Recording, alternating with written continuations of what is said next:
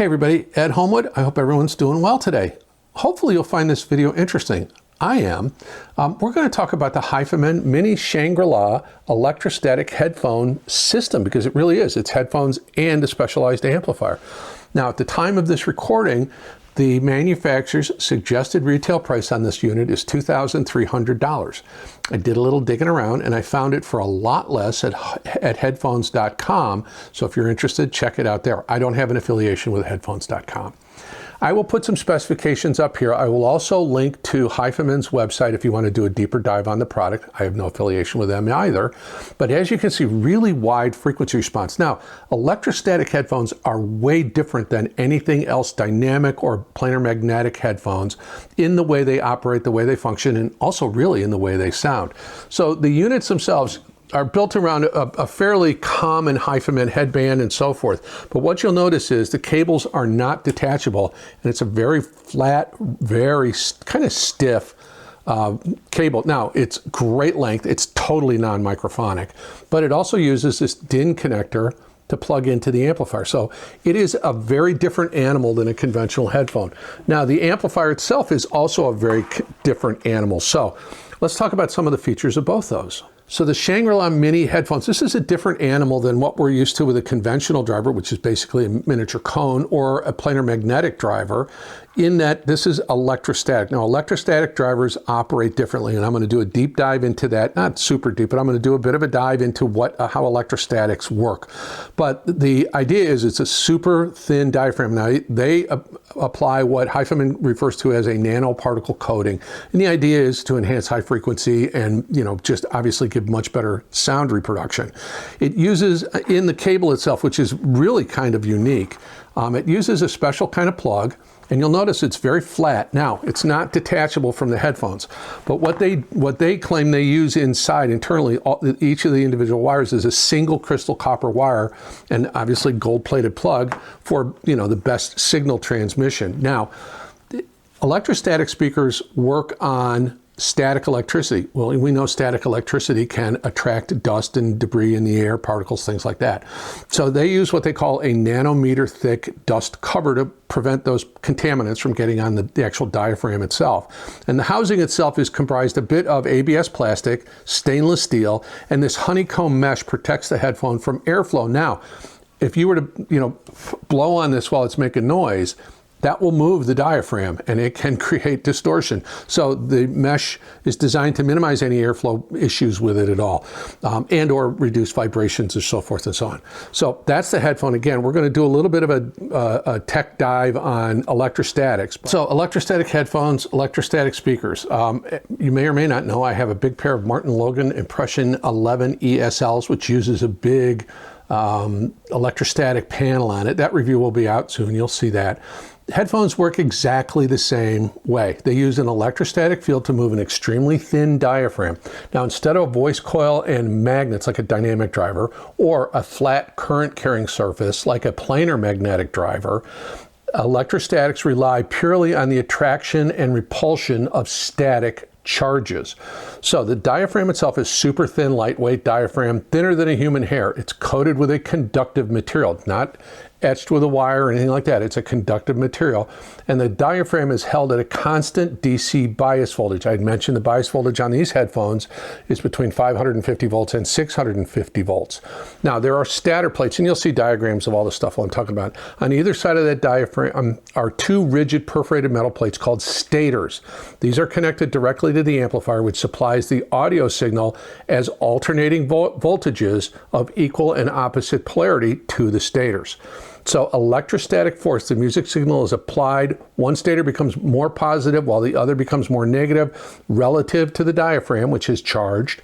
And the diaphragm will simultaneously be attracted to one plate and repelled from the other, causing it to move back and forth. Now, remember, all speakers reproduce sound by either compressing or rarefying the air molecules right next to their diaphragm or cone or whatever. So that's what this electrostatic motion is, what's caused the sound to be created by the diaphragm. And because the diaphragm is so light and it's driven evenly across its entire surface, it can move with extraordinary speed and precision. So the moving diaphragm pushes and pulls the air and it pushes and pulls through the perforations. Now the perforations are acoustically transparent, but that's what creates the sound waves. So what are some of the advantages of electrostatics? And it's readily apparent in the headphones, and it's really apparent on the big Martin Logans, is very low moving mass, lightning fast transient response, very fine detail. The entire diaphragm is driven, so you have a huge radiating surface. I mean, it is the entire size of the ear cup, basically. So very low distortion. There's no cone breakup like you have on a dynamic driver as the cone moves in and out. You can get breakup nodes at the edge. You can get breakup nodes across the surface of the cone. With the electrostatic, because the whole diaphragm is being driven, there is none of that breakup or distortion. And these are very transparent. Electrostatics are very transparent, kind of the you are there sort of sound. Now, what are some of the drawbacks? They require extraordinarily high voltages. Like I said, 550 to 650 volts on these particular headphones. The diaphragms are super delicate. Remember, they're thinner than a human hair, so they're very, very delicate. And they have limited bass extension just because they can't move in, they don't have a lot of excursion. That's what we should call it. It's actually not, but it doesn't have a lot of excursion, so it can't do a ton of bass. And that's why with the Martin Logans, they have a bass module underneath the electrostatic driver. So basically, to sum it up, electrostatic headphones and speakers work by suspending an ultra-light, electrically charged diaphragm between two perforated plates, and they use high voltage signals to push and pull that diaphragm in, to create music. So now let's talk about the specialness of this amplifier, because it really is. So the Mini Shangri-La electrostatic amplifier, this thing is a beast. It weighs a bloody ton. It's pretty interesting. We're going to take a look at the front. We're going to take a look at the back. I'll open it up and show you the inside. But the basics are, it is an operational amplifier with a hybrid discrete component design. Now, operational amplifier. That term and op amp, the abbreviation, can be misconstrued or misused, or doesn't necessarily, it's a category of devices. It's not necessarily little chips that we're swapping in and out of our DACs. An op amp can be a huge thing. It can be fully discrete. It can be an operational amplifier that provides voltage for a AC to DC converter, or supply voltage to charge batteries, or to power industrial equipment, or whatever. So operational amplifier is a big catch-all category, and I don't want you thinking about little chips, because that's not what this is all about. It is cool in that it uses a discrete Cascode MOSFET transistor output stage, and it makes it fully balanced, and that's really important for electrostatics. And it also means it's extraordinarily powerful. So on the high voltage side, because this does need to run at very high voltages, the bias voltage on the headphones themselves is between 550 volts and 650 volts. This is a lot of electricity. And again, because it runs on static. So high voltage power supply uses an independent power supply regulator. It is got a lot of really cool technology on the board. We'll talk about it. And we'll talk about the front, the back, the inputs, outputs, and all that other kind of stuff. So you know what? That's the next thing we should do, is let's go ahead and look at the unit. Here we're looking at the front panel of the Hifiman electrostatic amplifier that goes with a Mini Shangri-La system. So this knob is your selector. You'll see right here a little LED says RCA, or balanced input XLR. There are two headphone multi-pin DIN connectors for two pairs of headphones if you want to drive them that way. And then of course your volume control here. Now, it does have a little clear plastic thing covering the display. This isn't my unit, so I didn't take it off. But volume control is stepped, and it's very nice. It's got a nice little detent inside. Feels very, very good, very high quality. This is a really well-built unit. So let's do this. Let's look at the back. Well, here's the back panel, and starting on your right, master power switch. That's the only power switch, by the way. IEC power socket, input voltage selector, 120 or 240. Balanced input, single-ended input. That's it. Pretty simple. Well, here we are looking at the inside of the Hifiman electrostatic amplifier for the Mini Shangri-La system. You see a huge linear transformer here. This thing weighs a bloody ton. This entire board is power supply. Remember, in addition to amplifying the music signal, it needs to apply a very high voltage bias voltage to the electrostatic drivers in the order of 550 to 650 volts. So this is a fully discrete, huge, robust power supply, very large. And when you consider its headphones, it's crazy. But again, the demands of electrostatic are different. Now, underneath, and I'll try to insert a picture of it, is the preamplifier board, amplifier board. It is a fully discrete, fully no integrated circuit chips. It is fully balanced. Now, the output stage is transformerless, which I think is really cool. That gives best sound. They'll use output transformers on tube amplifiers and things like that, but you don't want to necessarily use them on a solid state amplifier. So this uses a pair of transistors per channel, so traditional push-pull, and that's what gives it its power. Now remember, you don't rate these things in watts RMS because it is a different animal altogether. So this thing has to supply that huge bias voltage plus amplify the music signal. And I think it does a pretty good job. And as a matter of fact, once we button this up, we're going to talk about that. Well, rather than do a deep dive into music and so forth, I'm just going to cover 3 tracks and give you some ideas of maybe what to listen for if you're interested in, getting an idea of how these sound. So I did use my headphone hi-fi playlist, which you'll find a link in the video description to the title and co-buzz version of it. Some people have said that all the songs aren't the same, or some of the songs that are on the title link are not on the co-buzz link. I use a service called SoundDiz to keep my playlists in sync across multiple platforms. And it doesn't always catch everything because not every service has every track all the time. So I apologize if there's something missing. So the first track I want to talk about is from the band Cantoma, and the pronunciation is S-R-I, I think, E-S-S-A-R-A-I. This is a beautiful song. It's very much kind of a Latin influence to it, really beautiful guitars, some really interesting vocals. When you listen to this, what I want you to hear is it's got a very expansive soundstage, even though admittedly it is created in the studio by the engineer and the mixing engineer. It has this really interesting soundstage. The vocals are very clean. They kind of ride over top. The actual guitar itself sounds amazing. It's very deep and resonant, and you can really hear kind of the pluck of the string, the body of the guitar. You can hear fingers on the fretboard as they're moving up and down. Sometimes you get that little squeaky sound. Really, really good. And I just think it's a very fascinating track. It's got this beautiful Latin influence. It's very relaxing, very detailed. Just a really good recording, real clean sound. Let me know what you think about it, but I like that track a lot. So the next track is from a local band here in Chicago called the Freddie Jones Band, and this song is In a Daydream. Now this is from an 80s album of theirs. It's a wonderful recording. The reason I chose this is you need to listen to how they mic'd the drum kit. It is got probably one of the best drum kit attack sounds just overall. The drum kit sounds like it's right there in the room with you. It is just beautiful, dynamic. The stick against the skin and the whole, it's just detailed like all get at. Now, the vocals are slightly recessed. It's a really good studio recording. And again, whatever imaging is there is created in the studio itself. But I chose it because of the attack of that drum kit. Now that'll show off the transient response of these, which is extraordinarily fast. They're very dynamic.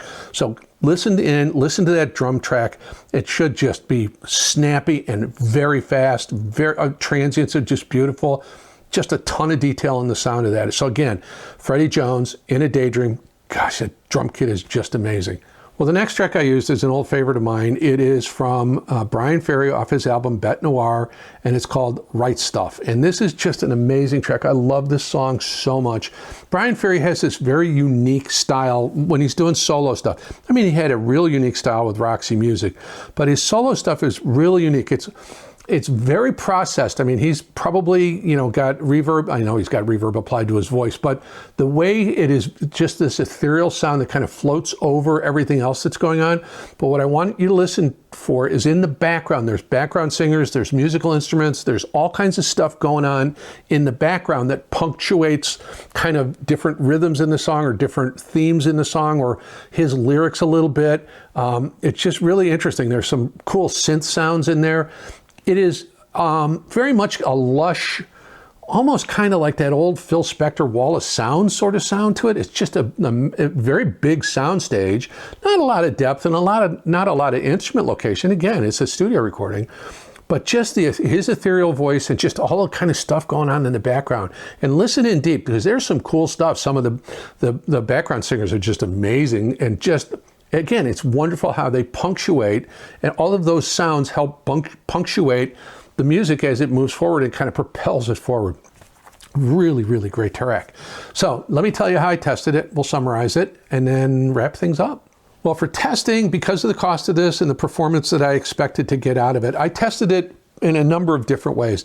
I took the time and set up a rig sitting on a table next to my chair in the listening room, and I had the Hifiman, I had a Gishelli J2S, and I had the Cambridge Audio MXN10 running into the wired for sound Remedy reclocker, then running out to the DAC and then into the headphone amplifier, and that worked really, really well.